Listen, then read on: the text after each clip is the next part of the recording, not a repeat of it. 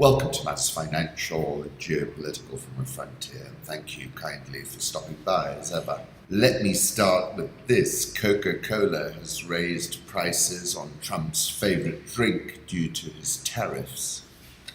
And this is one of the unintended consequences of this tariff war. Here's another way to visualize the scale of the Bank of Japan's stimulus policy relative to its economy, and perhaps why these concerns over its sustainability exist. Balance sheet as a percentage of GDP, the Fed is 20% and reducing, ECB's 41% and flattening, BOJ is 98%. Let that sink in. We've got to keep a very close eye on the Bank of Japan now, because increasingly I think their back is against the wall. They can't do much more, and therefore I think we're going to see higher yields in Japan over time and a much stronger yen. This is interesting. Daily transit volumes through the global choke points. It gives you an idea of where the geopolitical pressure points remain and why Djibouti, for example, has become so central to global geopolitics. Home thoughts, I like this from William Dalrymple. My clever Sam Dalrymple has stumbled across 17th century Portuguese, Christian-inspired Mughal frescoes in Lahore Fort. These are recorded by Jesuit travelers, but thought lost.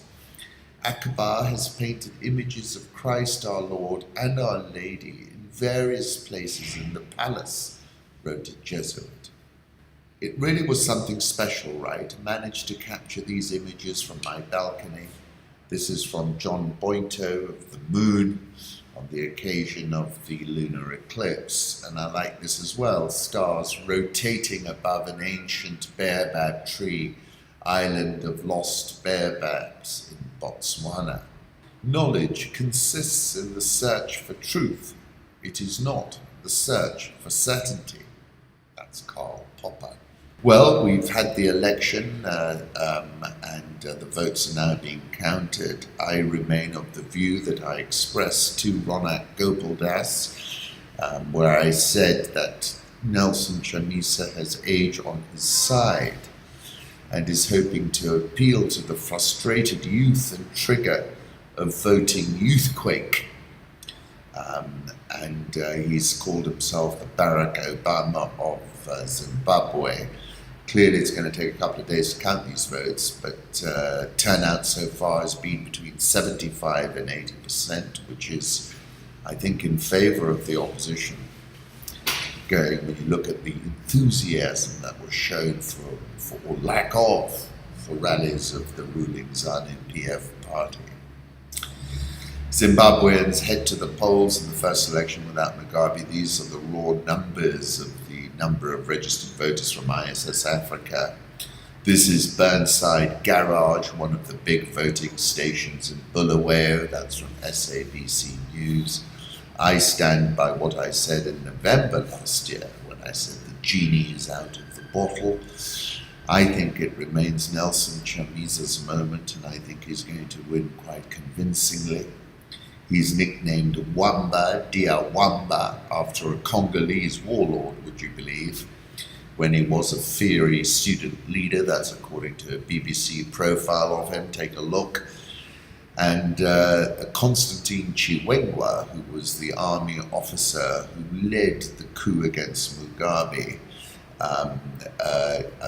it has apparently vanished over the last 24 hours. But this also pertains to another point I was making in November last year when I said the military which launched this Mugabe decapitation are certainly set to shape the outcome to a degree, but now have a tiger by the tail. Indeed they do. Erdogan says Turkey won't buckle under Trump's threat to impose large sanctions. I like this by Michael Soy, which I found in Quartz Africa. China loves Africa. And that goes back to a point I was making in June this year. The first overarching point is that creditors are not Santa Claus and miscues will exact a very heavy price. Countries, in my opinion, will be hamban-toted. Unlawful interference, potential cause for MH370's disappearance. Malaysia's Safety Investigations Team said the disappearance of Malaysia Airlines flight MH370 may have been caused by unlawful interference, according to findings the team presented on Monday, more than 4 years after the aircraft went missing.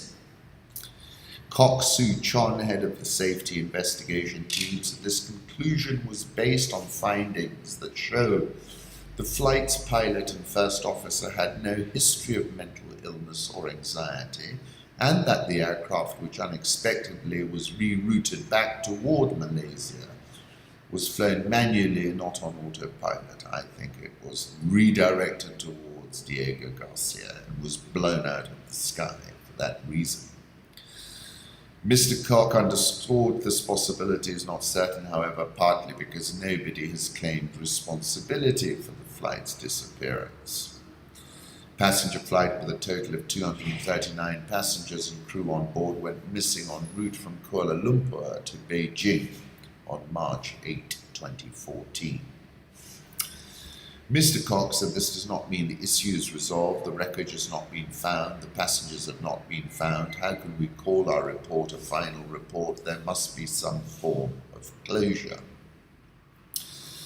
In August 2014, I wrote about this disappearance, saying the signal announcing this new arrhythmic normal was the disappearance of MH370.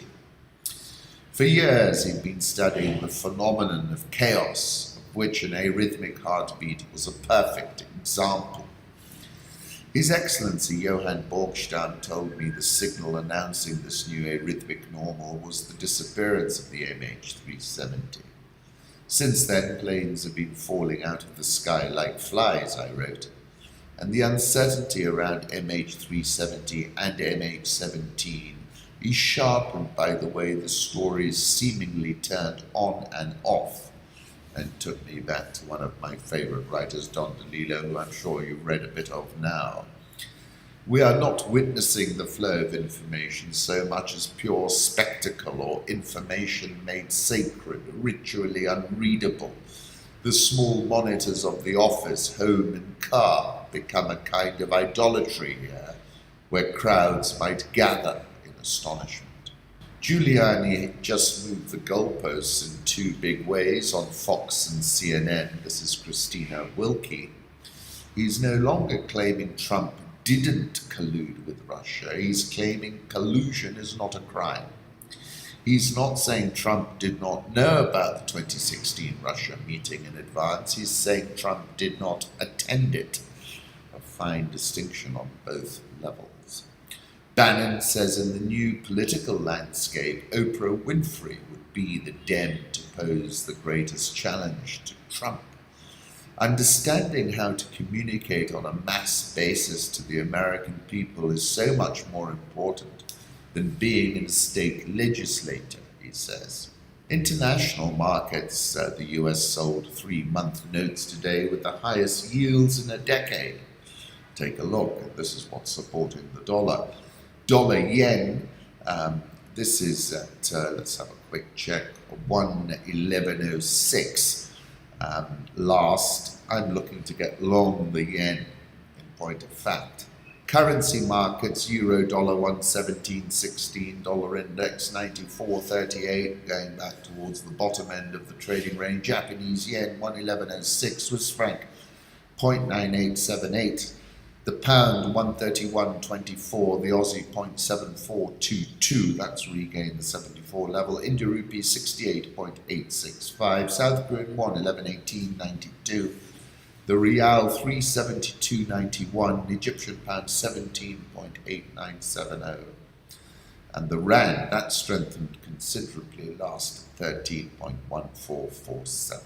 Dollar index, I'll put up a 3-month chart. We're in that 94 to 96 range I've been speaking about. We've been in there for a while. We're once again nearing the lower bounds of that range. euro dollar. This is a chart from T Commodity, still holding above 115. We're at 117.16. I think it can move a little bit higher before turning lower again.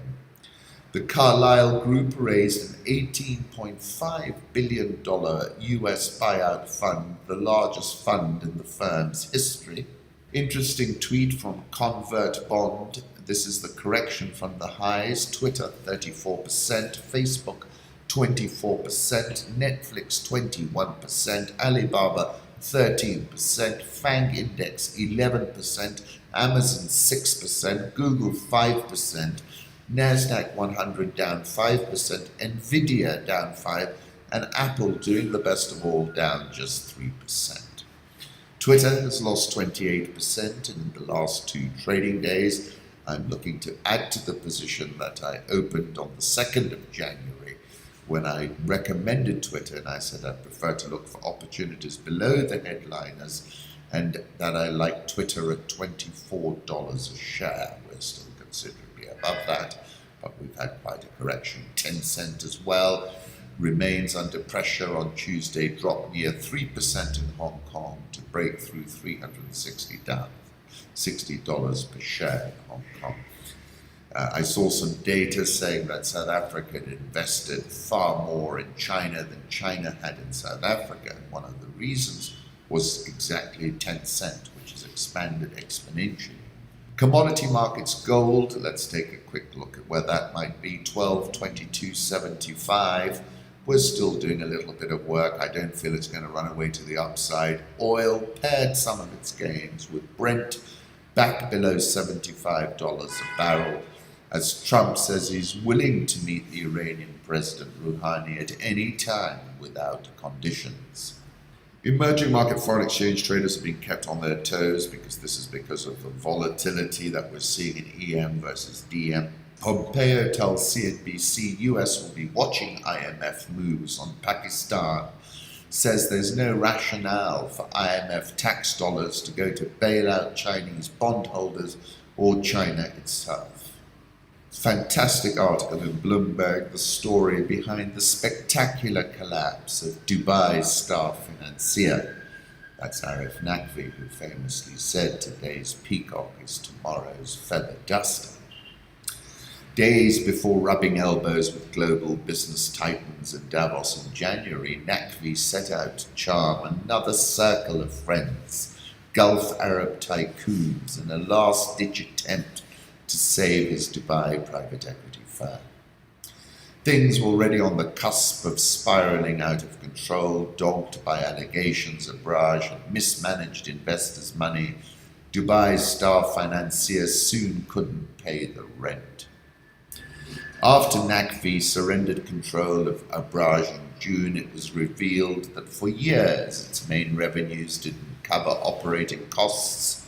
Abraj borrowed to fill the gaps and now owes creditors over $1 billion. Once lenders turned off the taps, the firm collapsed, leaving losses, lawsuits, and shattered reputations in its wake. Abraj's reliance on multiple levels of leverage created a highly unstable business model that's unusual for the private equity industry. The court-appointed liquidators that are dismantling the firm said in a report dated July 11. After analyzing the documents they could get their hands on, some went missing. Investigators at PwC said Abraj's use of loans to cover operating expenses left it sensitive to volatility and potential liquidity crises. They are now selling Abraj assets to pay creditors and investigating allegations of mismanagement, commingling of funds, and misappropriation of assets. Abraj assets for sale include stakes in 12 funds and holdings in a Pakistani utility and a discount voucher business. Naqvi declined to comment.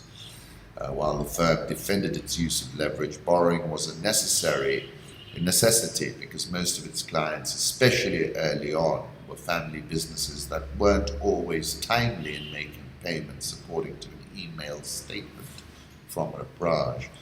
In hindsight, the pace of growth should have been more measured. The statement said the back office was not keeping pace. In terms of sophistication or best practice. Back office operations encompass things like record maintenance, accounting, and regulatory compliance.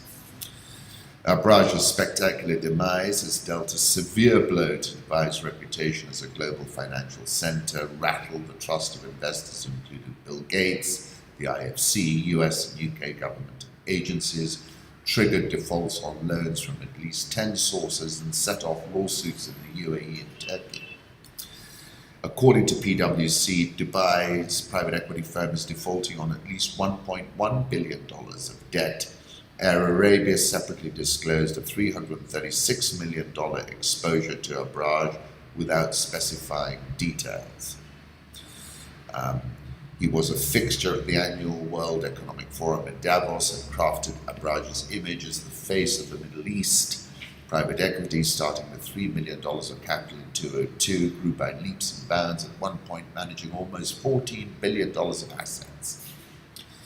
Oversaw funds from 18 offices in EM spanning Latin America, Africa and Asia, a network that several US investors have since tried to buy at fire sale prices.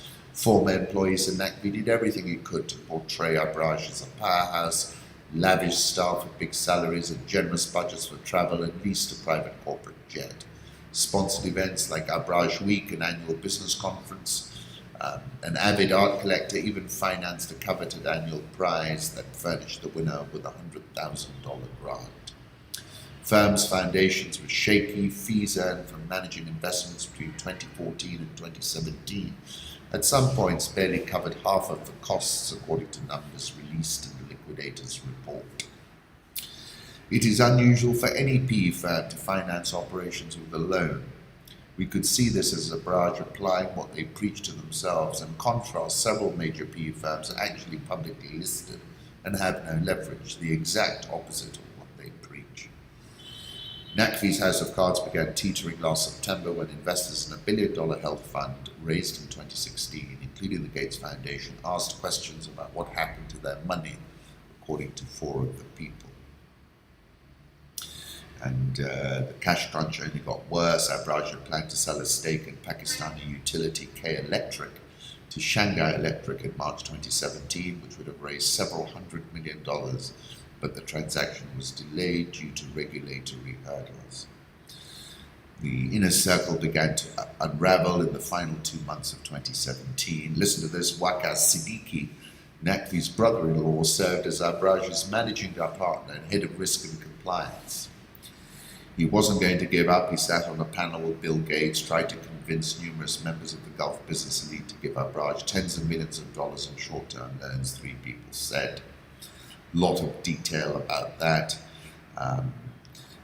Basically, everyone declined to give him any money. He ceded control of the fund management business in February. In May, Abraaj was trying to reassure its creditors they'd be paid. Capitulated not long after that, filing on June 14 for a court-appointed restructuring in the Cayman Islands. Liquidators report valued Abraaj's known assets at $1.1 billion, including stakes in 12 funds and investments like the K Electric holding. That's a full $1.4 billion less than Abraaj's total assets as of March. The liquidator suggested that either Abraaj's solvency position had declined markedly or had been overstated. Some former employees said the speed of the demise didn't surprise them. They described NACV as aggressive and competitive and said he ran Abraaj like he was a king. Little could happen without his approval, and attempts to question his actions often drew furore. PwC said key financial statements were either missing or non-existent. Dubai Financial Services Authority hasn't said what investigations, if any, it's conducting. It's hit Dubai quite hard. Let's move on to Sub-Saharan Africa. Somalia President Mohamed Abdullahi Farmajo visited Eritrea's call for the complete lifting of sanctions and economic restrictions on Eritrea. President Salva Kiir, seen in this photo during his Martyrs' Day speech, that's from Juba Daily News, singularly not qualified to do what he's been trying to do for a number of years. He promised South Sudanese that they celebrate the coming new year and next year's Independence Day in peace, harmony, stability, as his government's about to reach a final peace with all opposition groups. Moishi Katumbi's political coalition has asked the Congolese authorities for permission to let him and his entourage land in Lumumbashi on Friday. The ball is now in Kinshasa's court. Sonia Rolli has posted the request. I take it back to June 2016 when I wrote Kabila, however, outwitted Moishi Katumbi by removing him from the street in the Congo entirely. And that might well prove a cleverly administered technical knockout. We're going to find out. My piece over the weekend was about how the AFDB is a force multiplier. And I was talking about influence. This is what Adesina was speaking about. And I was saying that they are, to me, the singular Pan-African voice. And the high fives are light up, empower Africa, feed Africa, industrialize Africa, integrate Africa, improve the quality of life for the people of Africa. Zambia commits to pay Eurobond debt on time and in full, the finance minister says. How they're going to do that will remain a mystery to me. Interesting article on Reuters. Phone monopoly is the big prize in Ethiopia's sell-off. Everyone is here. MTN is here. Safaricom. I mean, everyone is coming. So the new head of the Ethiopian Investment Commission. A lot of them, including US, by the way, said with a smile following an evening meeting with an executive from the Kenyan mobile operator Safaricom. Government will open up Ethiopian Airlines, state logistics, power monopoly to private investment. The form liberalisation takes and the speed with which it's carried out will hinge on competition between the government's two top priorities, raising foreign exchange and creating jobs. Since coming to power, Abiy Ahmed has turned Ethiopia on its head with a dizzying drive towards openness. On the economy, Abiy aims to loosen the government's tight grip on strategic sectors after decades of socialist central planning and authoritarian rule. International telecoms firms in particular are excited at the prospect of entering one of the few African telecom sectors, one that serves a population of 100 million, still protected by a state monopoly. Technology companies and telecom companies want to get in as quickly as possible. It's a rare thing. Reuters reported this month that Safaricom, whose parent companies are Vodacom and Vodafone, is in advanced talks to introduce its popular M-Pesa mobile money service there. I wrote about that already.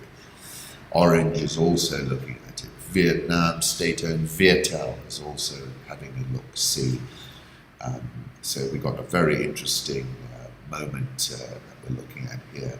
Selling a piece of Ethio Telecom, which boasts over 60 million mobile subscribers, could provide much-needed foreign exchange, especially if the deal comes with a pledge to maintain the monopoly. We've got no idea how big this company is, what its liabilities are, what its weaknesses are. All we know is how many subscribers. Valid point. Main goal of privatization is to foster competition, to improve services as a boost to the economy. The government may want to take another tack. You cannot grow the manufacturing sector without efficient telecoms and less costly telecom services. Government may balk over fears Ethio Telecom, currently Addis's main cash cow, would struggle to keep pace with international competition on prices and service. Current momentum is encouraging. Them saying in the last 20 years we have divested fully or partially privatized 377 enterprises. The only difference now is we're venturing into big enterprises. 18th of June, I wrote about this, and I said Prime Minister Abiy Ahmed of Ethiopia has read the writing on the wall and hence his economic pivot. He said we're in debt, we have to pay back, but we can't, and secondarily we aren't able to finish projects we have started. This is all about that quote I said, don't get handbag-toted. He saw the writing on the wall, he's pivoted. South African all shares down 3.68% year to date. The Rand is at the top of its recent trading range, 13.1447. Probably peters out a little bit here. Nigerian all share down 3.39% year to date. Ghana Stock Exchange up 10.68% year to date. Norwegians bought Uganda's Bujagali hydropower dam That's an interesting development. From the archive, 3 exhibits that perfectly explain the geographical fragmentation, logistical difficulty, and trading nightmare that is Africa.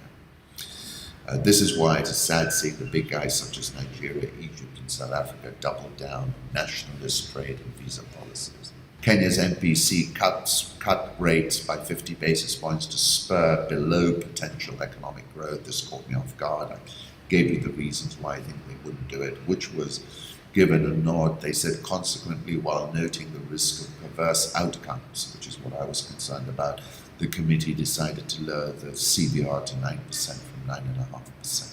Cabinet Secretary Balala tells off people who want him to resign over the death of rhinos, tells them to go to hell, says he was appointed by President Kenyatta. You can see the video, which was posted by Asmali77. Kenya shilling at 100.594, best performing currency in Africa this year. Nairobi all share up 0.63% year to date. Prime Bank in talks for sale of stake after 2 billion shilling capital boost. NSE 20 is down 10.86% year to date. World's top tea exporting countries by share 2017, Kenya has 23%. And with that, I thank you and appreciate the fact that you come and listen to me. Podcast.